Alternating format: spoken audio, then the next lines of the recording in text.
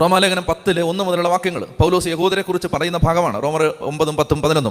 അപ്പോൾ റോമാലേഖനം 10-ാം അധ്യായം 1 മുതൽ വായിച്ചേ, ഉറക്കെ വായിച്ചേ. സഹോദരരെ, എൻ്റെ ഹൃദയപൂർവകമായ ആഗ്രഹവും ഇസ്രായേലിന് വേണ്ടി ദൈവത്തോടുള്ള എൻ്റെ പ്രാർത്ഥനയും അവർ രക്ഷിക്കപ്പെടണം എന്നതാണ്. അവർക്ക് ദൈവത്തെക്കുറിച്ച് തീഷ്ണതയുണ്ടെന്ന് ഞാൻ സാക്ഷ്യപ്പെടുത്തുന്നു.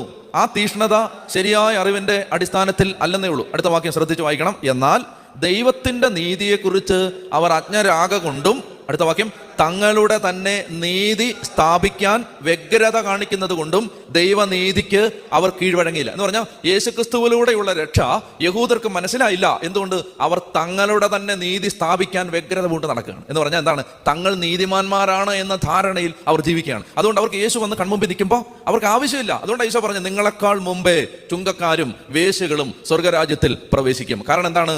അവർ ദൈവപുത്രനെ സ്വീകരിച്ചു. മനസ്സിലായി? ഇത് നമ്മൾ യേശുവിനെ സ്വീകരിച്ചു, യേശുവിന്റെ നാമത്തെ മാമോദീസ സ്വീകരിച്ചു,